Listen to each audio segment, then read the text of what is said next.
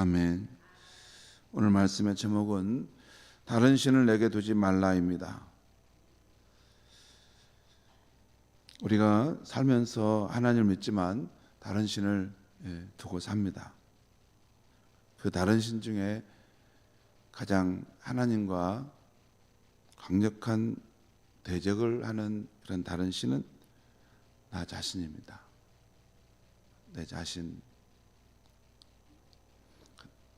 내 자신을 중심으로 한 그러한 세계, 그것이 하나님 외에 다른 신을 될 때가 많습니다.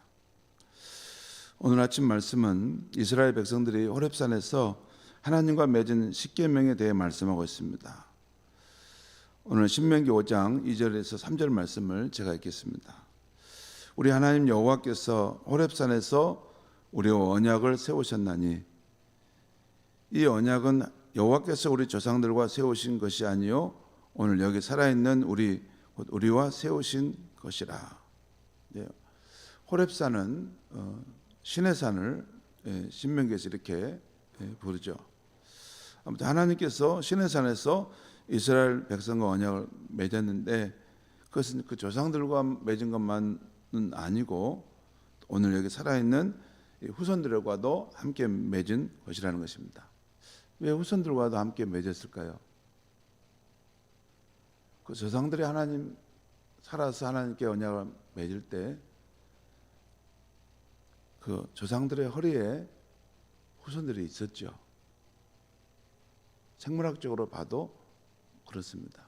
그러니까 우리 앞선 선조가 하나님 앞에 어떤 약속을 했다면 그 선조들 안에 있었던 우리도 함께 약속한 것이고 우리가 또 하나님께 약속한 거면 우리 안에 있는 그 후손들이 또 함께 약속한 것과 같은 것입니다.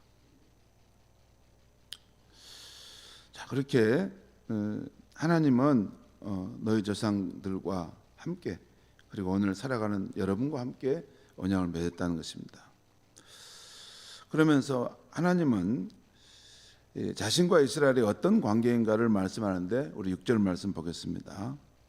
나는 너를 애굽 땅 종되었던 집에서 인도하여 낸 내 하나님 여호와라. 곧 하나님께서 이스라엘을 이집트의 종살이의 고통에서 구원해낸 하나님이시라는 것이 말씀입니다. 하나님은 그냥 천지 창조를 하신 하나님으로 그런 자격으로만이 아니라 바로 그 백성을 구원하시는 분으로서 그들에게 지금 계명을 주신다는 말씀입니다. 이미 그 백성을 종살이의 고통에서 건져주셔서 그들을 구원하신 분으로서 내가 이렇게 살아라 라고 말씀하고 있다는 것이죠.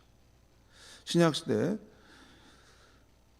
우리 예수님께서 믿음으로 구원받은 성도들에게 너희는 이렇게 그리스도인답게 살아라 라는 여러 계명들을 주시지 않습니까?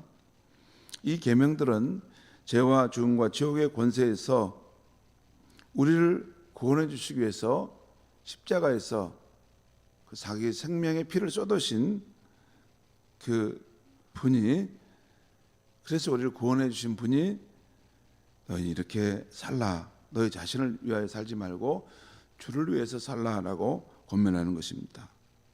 그 계명들은 그 은혜로 주신 계명들이고 또한 예수님의 친구인 우리가 잘 되도록 주신 계명입니다. 우리의 기분과 우리의 감정에는 안 맞을 수 있어도 그 계명들은 영원한 진리의 말씀이고 그 계명을 따라 자신을 이기고 살면 우리가 잘 될 것이라 해서 주신 것입니다. 자, 이제 하나님께서 그의 백성들에게 주신 제1계명과 2계명을 살펴보겠는데요. 7절에서 9절까지 9절 상반절까지 한번 제가 보겠습니다. 7절부터 읽겠습니다. 나 외에는 다른 신들을 내게 두지 말지니라. 하나님 외에는 다른 신들을 어디다 두지 말라고요? 내게, 내 삶의 중심에 두지 말라는 것입니다.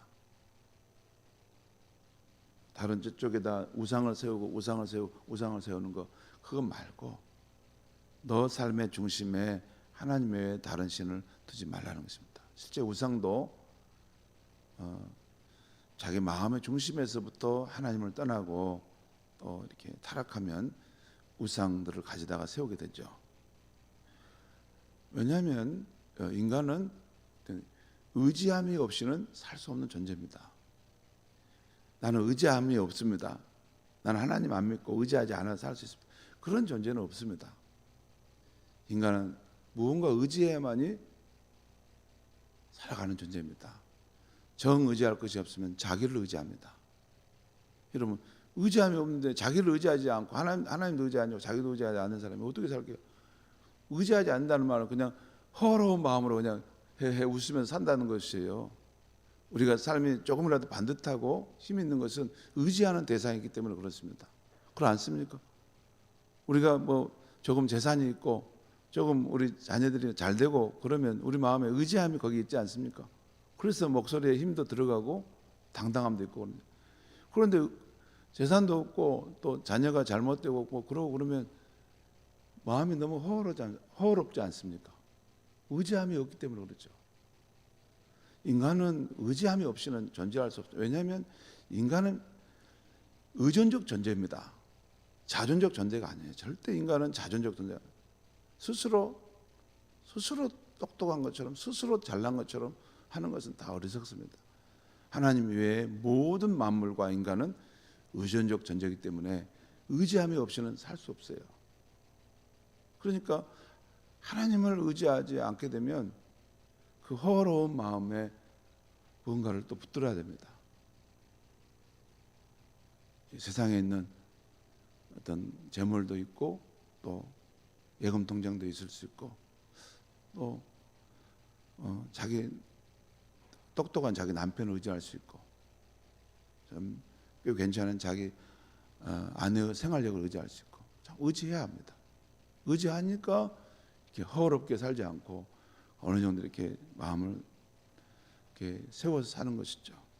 근데 이제 하나님 외에 어떤 것을 의지할 때는 그것이 우상일 뿐만 아니라 그 자체도 의존적 존재인데 거기에 그러니까 쓰러져 가는 것, 무너져 가는 것, 추락해 가는 것에 거기에 기대어 살려고 하면 소망이 있습니까? 되게 보면 이제 그 어머니들이 자식을 이렇게 막 이렇게 잘 양육해 가지고 출세를 시켜놨더니 이 자식이 이제 결혼하고 나서 어머니 생각보다는 그 며느리 따라 가버리지 않습니까? 근데 이 자식만 의지하고 살았는데 이 아들이 며느리 따라 가버리는 거예요. 그리고 나를 무시하고 함부로 대하는 거예요. 그래서 사람이 그때부터 막 슬퍼하면서 이럴 줄 몰랐다 그러잖아요. 의지함이 그 자식이었던 것이죠.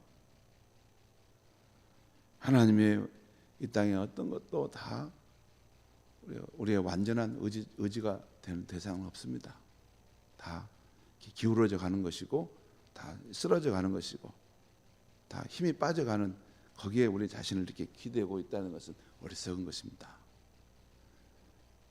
자존자이신 하나님께 우리 마음을 두고 의지해 사는 것만이 지혜로운 삶이죠. 자, 나 외에는 다른 신들을 내게 두지 말지니라. 너는 자기를 위하여 새긴 우상을 만들지 말고 위로 하늘에 있는 것이나 아래로 땅에 있는 것이나 땅 및 물속에 있는 것에 어떤 형상도 만들지 말며 그것들에게 절하지 말며 그것들을 섬기지 말라. 하나님 외에 다른 신을 내게 두지 말라고 하는 첫 계명과 또 너는 새긴 우상을 만들지 말라. 그리고 그것에게 절하거나 섬기지 말라라는 또 이 계명까지 말씀해 주셨죠. 9절 중반절 이후 또 내가 읽겠습니다.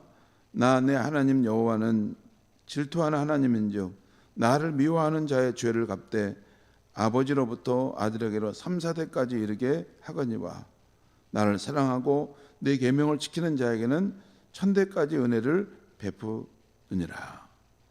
여기 3, 4대라는 말은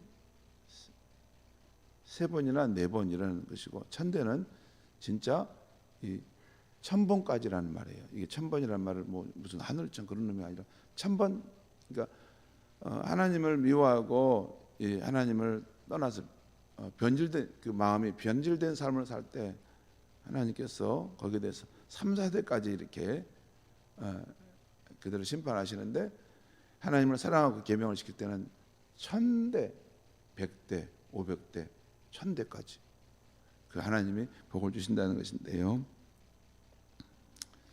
여기서 잠깐 제가 좀 해석을 해드릴 필요가 있을 것 같습니다.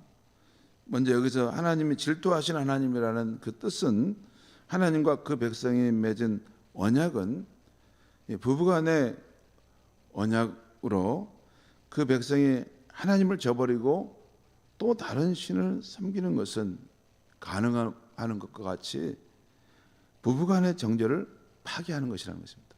그래서 하나님이 질투하는 거예요. 다른 것이에요. 처음부터 그 이스라엘 백성을 하나님 관계하지 않았다면 질투할 것도 없죠. 근데 시내산 거기서 서로 거룩한 언약을 맺었어요. 하나님과 이스라엘이 서로를 향해서 부부처럼 그렇게 서로를 위하여 살자. 그게 시내산 언약입니다. 그런데 하나님을 저버리고 다른 신을 섬겨서 간다면 마치 간음하는 여자를 보는 것처럼 하나님께서 마음이 상하신다는 것이에요. 이건 달리 말하면 하나님께서 그만큼 자기 백성을 사랑한다는 것이고, 그 백성이 하나님만을 사랑하기를 또한 원하신다는 거예요.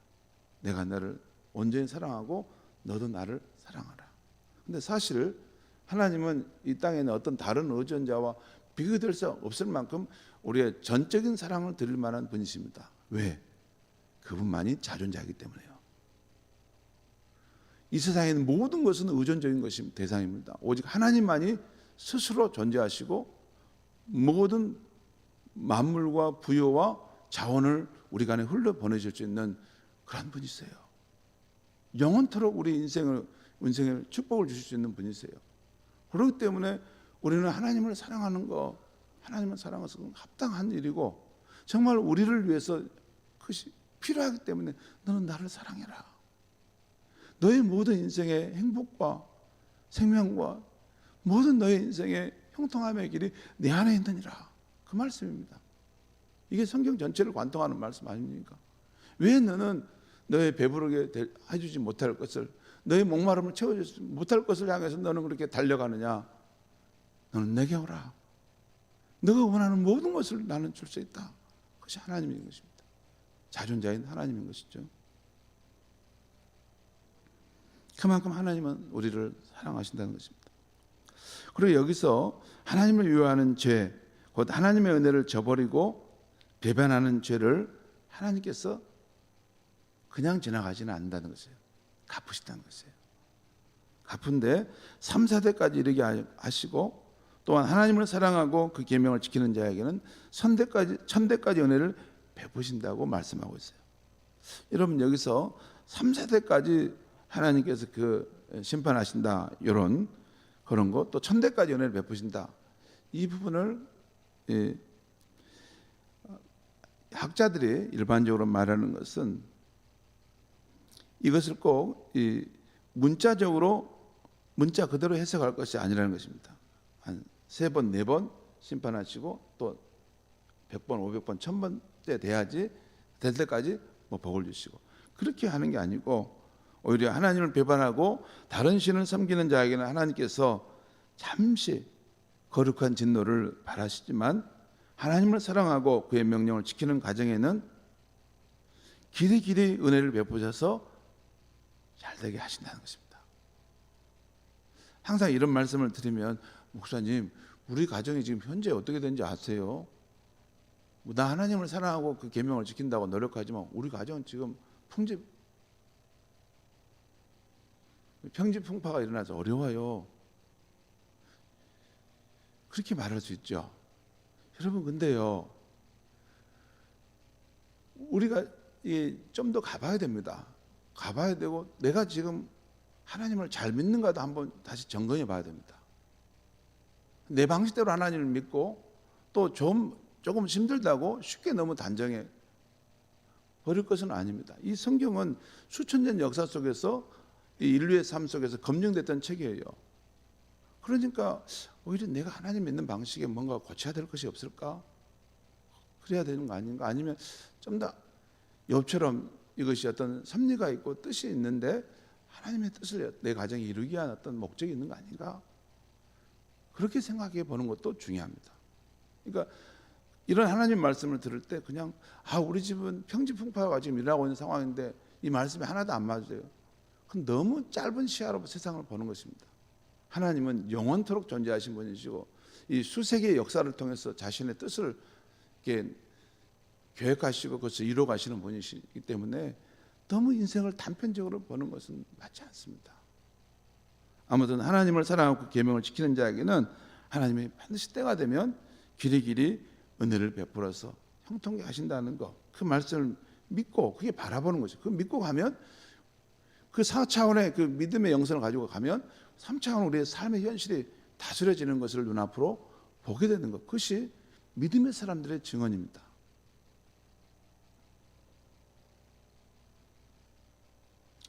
이 말씀 속에서 우리가 한 가지 생각한 것은 이 언약 자손인 우리가 지금 여기서 하나님을 어떻게 섬기느냐에 따라서 우리의 후손들이 하나님의 은혜를 받아서 길이길이 잘 된다는 것입니다.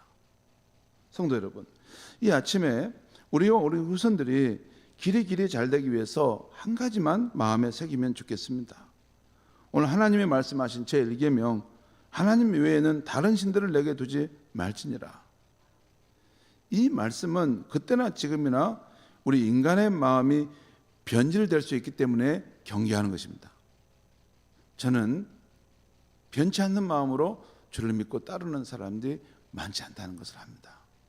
여러분들도 아마 스스로 알 거예요. 주변에 들어보면 변치 않는 마음, 일편단심의 마음으로 주를 믿고 따른다. 그건 쉽지 않습니다. 인간의 마음은 늘 변질될 수 있다는 거예요. 그래서 그걸 경계하라고 하는 것입니다. 실제 이스라엘 백성들은 축복의 땅 가나안에 들어가서 쉽게 하나님을 떠나 다른 신을 섬겼습니다. 지금 시대도 우리는 그때 못지않는 세속주의, 현세주의, 쾌락주의, 자기중심주의의 이런 거센 파고가 우리 삶을 압도하고 있다고 나는 봅니다. 우리 세상에 살기 때문에 이런 세상에 오는 이런 세상적인 그런 어떤 그런 유행하는 사조, 정신, 그것이 성경적인 가치관보다 우리를 더 압도하는 것이에요. 그래서 남들이 어떻게 사는가 보고 거기에 맞춰서 살아간다는 것이죠. 그래서 우리는 삼위일체 하나님 외에 하나님보다 더 의지하는 재물, 사람들의 인정욕구, 또 세상 즐거움과 일에 빠져 사는 모습, 또 하나님보다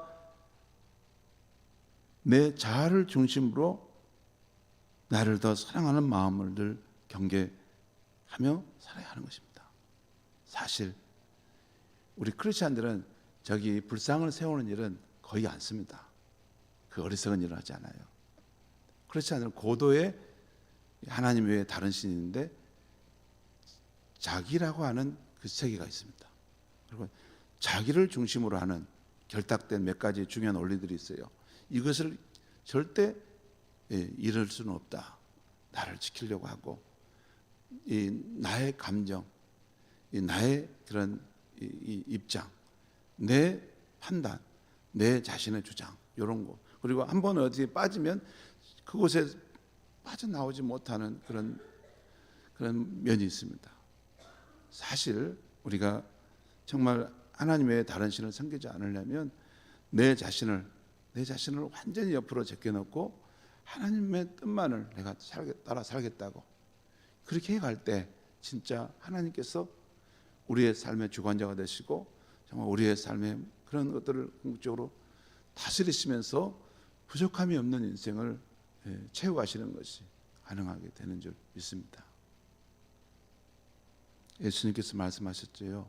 가장 중요한 말씀 한 가지가 누구든지 나를 따르려거든 자기를 부인하고 나를 따르라. 자기를 부인하고 따라가는 것입니다. 신앙이란 기독교 신앙이란 이 하나님의 신 예수님의 말씀이 한마디에 걸려 있어요.